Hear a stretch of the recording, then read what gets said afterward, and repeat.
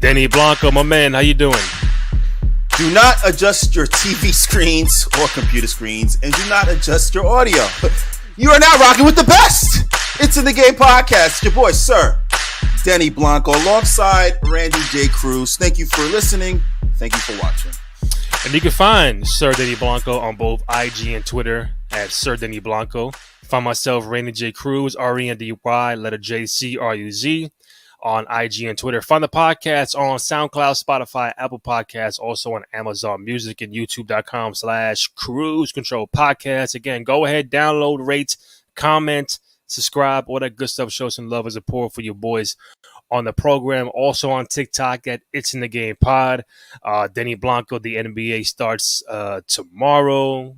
It's been a long off season, man. Before I get into that, I know we have a lot to bring up when it comes to the NBA. I just want to give a big shout out to the new back-to-back WNBA champions, the Las Vegas Aces. For those who weren't, watching or weren't there in the building, at least here in New York at Barclays, it was a great experience.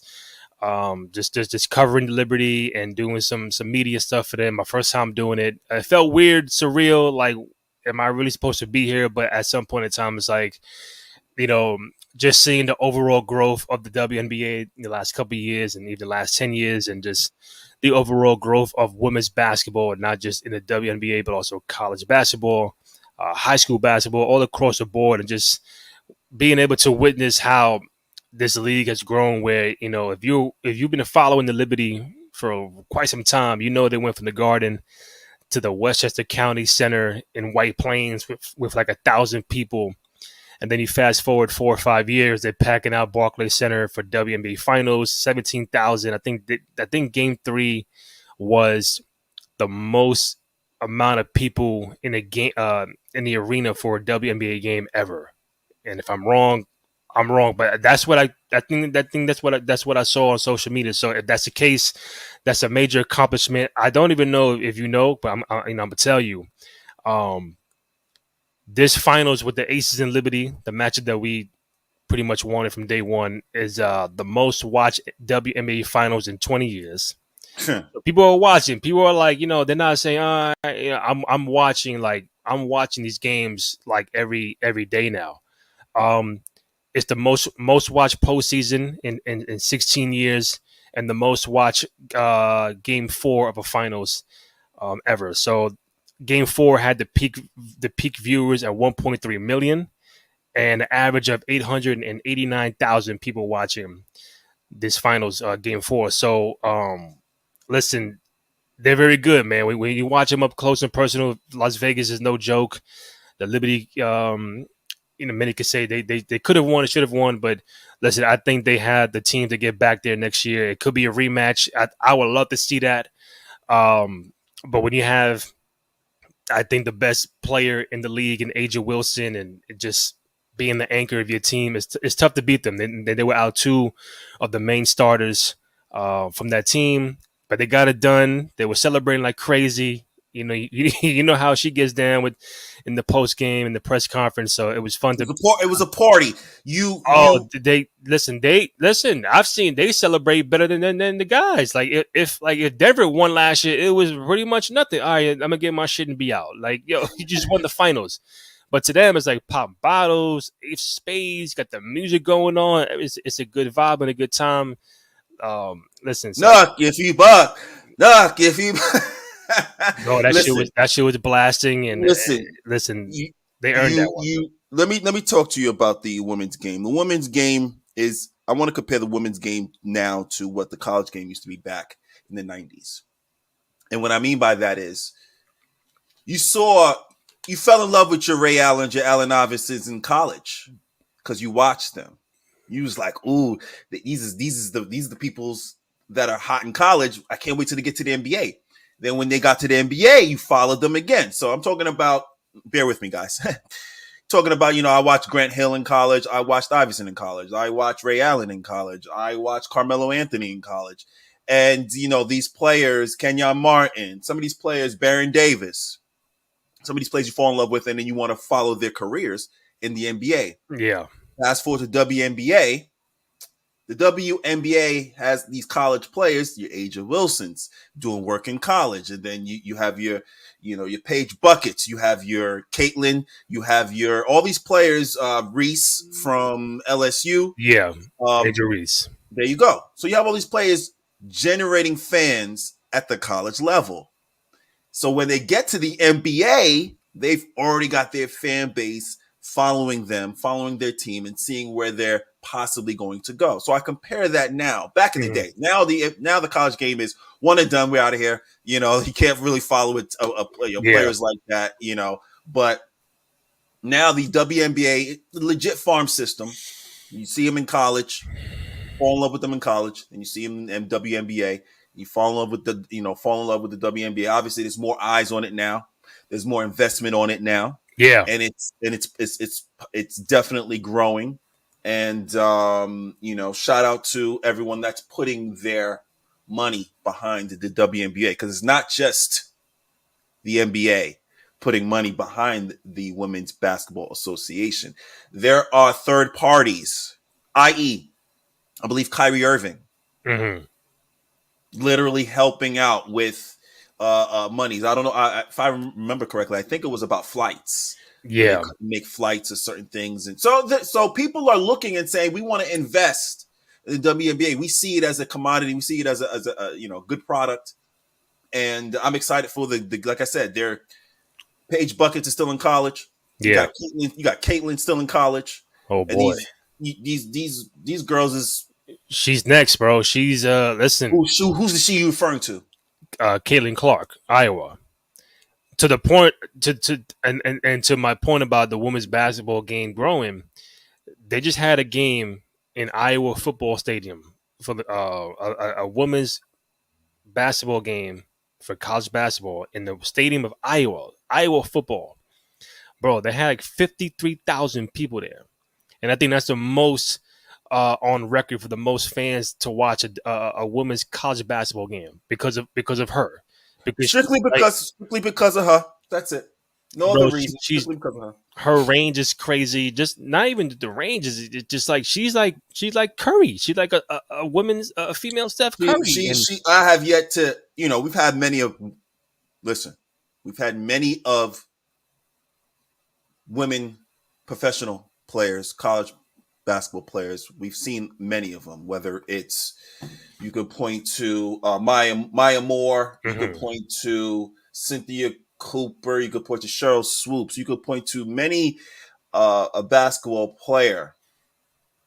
I've yet to see a skillful guard from that range. I have yet to see a skillful guard from the 30 foot range, where it's just like, oh, she's a threat out here too. I have yet to see that. This is an anomaly. Now, Paige Buckets, she's different too, but Caitlin's different. Caitlin is, I'm gonna play out here. I'm gonna make you dance. I got the range, and I'm about that life. Like once I'm over half court, I'm a threat. No, come get this work.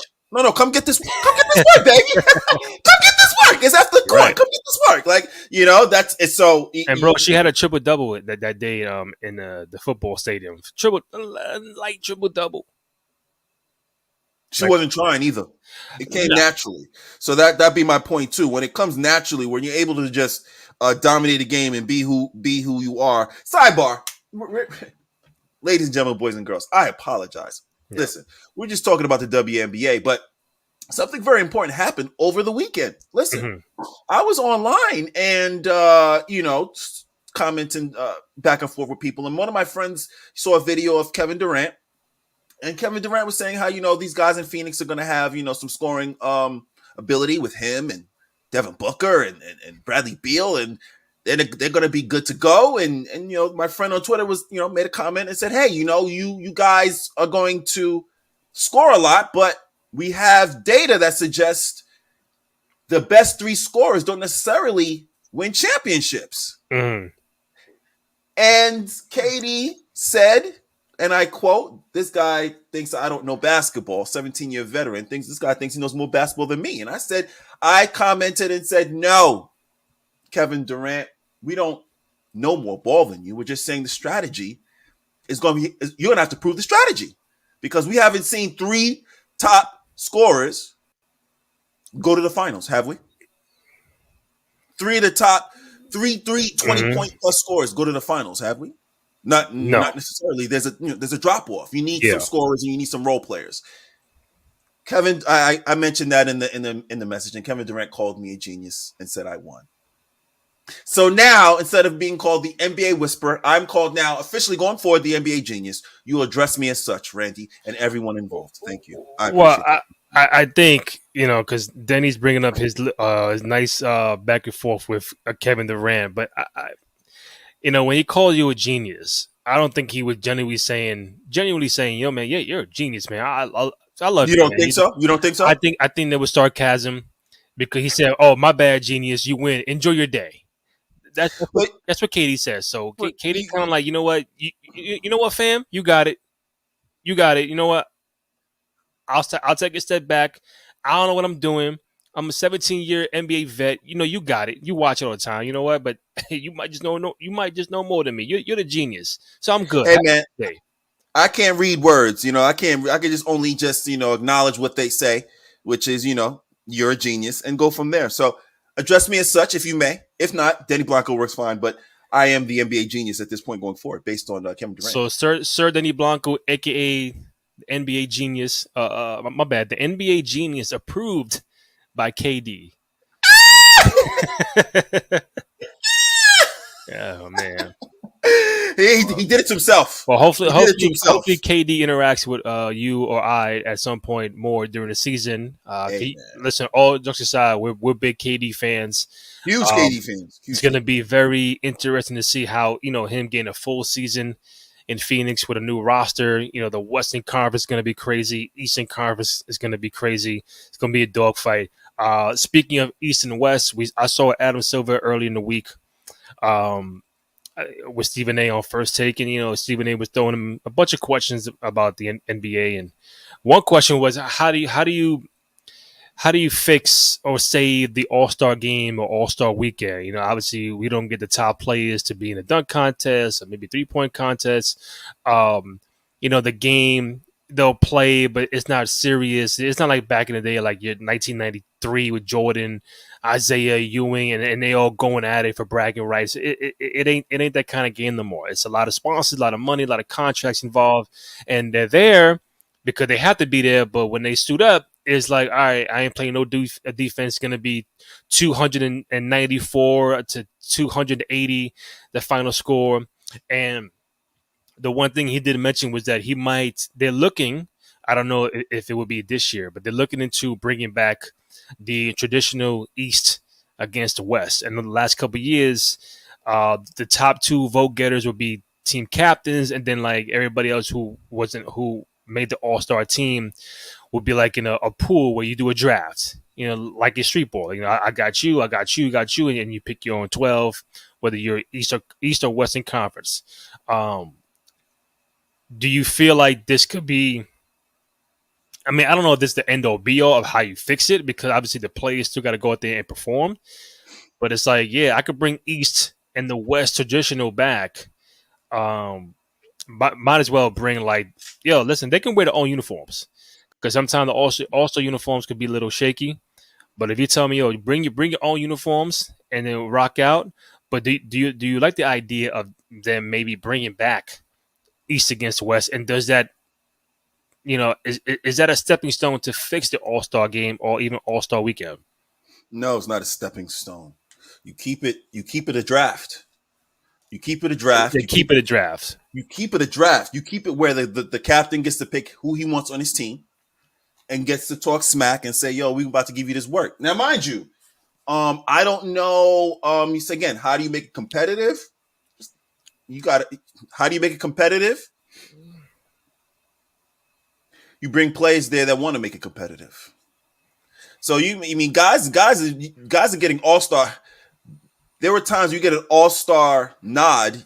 That means you performed at the All-Star game. Now folks are getting All-Star nods and taking the whole weekend off. They go in the All-Star game and then going to Cancun as well. So they're not doing anything. They're not doing. They're taking the whole weekend off, as some people should for rest. But other Because people, back in the day, all All Star Friday, Saturday, Sunday, and then you're back playing on Tuesday. Like yeah, you might get off that Wednesday, Thursday, or in the week. You get 4 days off. Yo, you know what? We're back at it Tuesday, but now you get a whole, like you said, a whole week. Respectfully, it's a lot going on, but I give you a whole week. Then it's like, all right, people are voting you guys to play in this game. People, the coaches are picking the reserves, and if you're picking the LeBrons and Giannis and KD and Joker, cool. But it's like now when you go out there, and obviously the All Star game, going to the game, the regular fan gets boxed out anyway. It's not really, you ain't getting like real fans all the time in the All Star game. So no. it's corporate sponsors and the higher ups. Yeah, it's that kind of shit. But like you mentioned, like just for them to play and be voted in, it's like you want to have a thing of like, I want to be competitive. You want to be like you want to feel like my team in my conference is better than yours. Now the incentive of like, hey, we got to step shit up because like in baseball, I don't know if they still do it, but when they had the All Star game, the winner gets home field advantage in the World Series. Now, That's the only way. That's another so one. you trying to tell me like if I'm the Lakers and I'm the one seed and fucking Milwaukee in the East is like a third seed, but if the East wins the All Star game, they get home court advantage. Like that's the dynamic that becomes a conflict. Like how do you make these players play for real? Because you don't even get the real players in the fucking dunk contest, and it's Well, like forget the dunk contest, maybe the 3-point contest, maybe the agility drills are still there. Dunk contest, forget it. Nobody the wants. three Nobody cares point anymore. contest is like the most. I think it has surpassed Yeah. the Hundred dunk percent, contest as far as the talent. 100%. Because they're not picking the right guys to actually do the dunk contest, so they don't give a damn. But I think if you say East West, whoever wins this game gets home court. The winner in the NBA Finals gets home court advantage. That'll be tough. Though. I don't know. Why? If I played on the West, wouldn't I want us to have home court advantage? If one of my teams is going to the finals, then at the same time too, you're like, well, if a player that's an all-star, doesn't have a team that's going to the finals, why do Okay, we so care? for example, if this happened last year, Denver was a one seed in the finals. The Miami Heat was the eighth seed in the finals. You mean to tell me if they did All Star with the winner gets home court, the eighth seed Miami Heat would have gotten home court advantage in the finals because they won the fucking All Star game? They would have, yeah, they would have gotten it at the same time too. That's what's being talked before you even play. They would have gotten home court advantage. That may not have even mattered, right? So it's supposed to be an advantage, but that against Denver, that may not even have mattered. Mm. But it's going to be tough. Every time we open the door, it's like, but this, but that. It's you just gotta have guys that have to be motivated to kill somebody on the other side. Sorry, we have no more Kobe's. Sorry, we have no more Kobe Bryants. Mm. We don't. We don't have people that take the game seriously in the All Star game Oh, or in general. Cole would have, Cole looked at the All Star game like it's Game 7. Like him, Iverson, like like some of the All Star games that come to mind when I know they were clamping down. Like obviously that 0-1 with Marbury and Iverson. I know Cole has had a few. Obviously Jordan. But it's weird because like the more money coming in, the more sponsors, the more TV deals is like the less you're gonna get the main stars. Because look, they don't want to play the All Star game. They were trying to get 82 games sounds like a lot. Let's bring it down to 75. um, some don't even want to play the regular season. I'll do load management. You can't do that now, but I do load management. And, I call me in the playoffs. I'll play playoffs. Call me the playoffs. You know what I'm saying? Like now, it's just like, what you want to do, man? You want to play 25 games and then go right to the chip? Like, Yeah, it's just a lot of that's what players they want to don't do. want to play like that. Not That's what not they want. everybody. Like That's what they want to some want to do. play hard though. Well, listen. Maybe the in-season tournament takes over for the All-Star game. in terms of excitement. I mean, because they're having both. Yeah, So maybe the mid-season tournament, because I think you have a champion there. I don't know if I think you have a champion and an MVP yeah, of the mid-season tournament. So maybe that, because you're gonna have guys that'll be like, okay, at least I can't win a chip. Can I win a mid-season chip? mm-hmm. Can I win? Can I be mid-season? Can I be the Mid-season, conference MVP? maybe. Maybe. So that's something different to talk about to the end season MVP Yeah, or the NBA Finals MVP, or you could just have a clean sweep of somebody winning it all, which you're I right. would love to see. And I think when it comes to the All Star game, it's been like that. Not also for the NBA, but even like the NFL. Like the Pro Bowl after a while, ain't nobody trying to play in the Pro Bowl. Then they Same thing. mixed it, Yeah. remixed it. They go now it's a fucking skills challenge. It's a Pro Bowl. Nobody want to do the Pro Bowl. You're going to Hawaii. They're like, no. Like, I don't care if it's in Hawaii. I'm not going because obviously football is different. It's more rougher. You could get hurt. That's different. But like even back in the day, they were playing for real. Randy Moss, Barry Sanders, Troy Aikman. Like I'm getting the top people in the game to play, and it was competitive. Now it's 2022, 2023 is like nah. So See, that's the thing. I think, and also too, you have to understand too. When the Pro Bowlers were guys, there were times are different. Pro Bowlers, the guys yeah, that were there, took it upon themselves to put on a show because they were either named for the first time an All Pro, All Star, or they that being named the All Pro, All Star led to other marketing, other bags. yeah. Now we got And guys. that's what I mean too. Like, do I expect LeBron to play all 48? And all? No, I'm saying, but the young guys, like LeBron could play a quarter. You know what I'm saying? But now you get those young guys like, oh shit, like Shea Gilgeous. Now you could play 30 minutes. Like Ant Man, you could play 30 minutes. Now it's the world is watching you. People who never see OKC on TNT and all the channels, they're gonna see you now. You know what? I gotta watch this guy going forward for the season. Ant Man, Shea Gilgeous, I'm watching. But LeBron, Giannis, KD, those guys, it's cool. But I'm talking about even in crunch time, it's like tied up or it's 5 point lead. All right, now can we bring the main guys for the 5 minutes stretch for the last 5 minutes and just play hard? Like No, the lazy it's sons of like bitches. no, Yeah, it is just lazy, just yeah. lazy sons of bitches. Bottom line. My last point before I let you go, I did see yesterday, which could be kind of cool and interesting. The NBA is trying to get into the space of like doing like a Tuesday or Thursday night kind of streaming kind of day of games. Like the NFL, Amazon Prime, they go on Thursday nights for Thursday night football. Um, and I think it could be well. TNT does Tuesday and Thursday, so I'm thinking like, all right, does that box out TNT on one of those days? Do they move? Do they do this Amazon whatever kind of day on a Wednesday? But Wednesday they go on ESPN. So or Monday, I don't know. But if they could do one or two games, I think TNT gets boxed out on a Tuesday or Thursday. Do you like the concept? Do you think this is something that eventually they will get into the space? So what? NBA having like multiple games on one Like a day, package, or like NFL say, oh, Thursday night we got Chicago and Detroit. It's obviously one game, but only way to watch it, it's on Amazon Prime. It ain't NFL Network and CBS, whatever. Amazon Prime.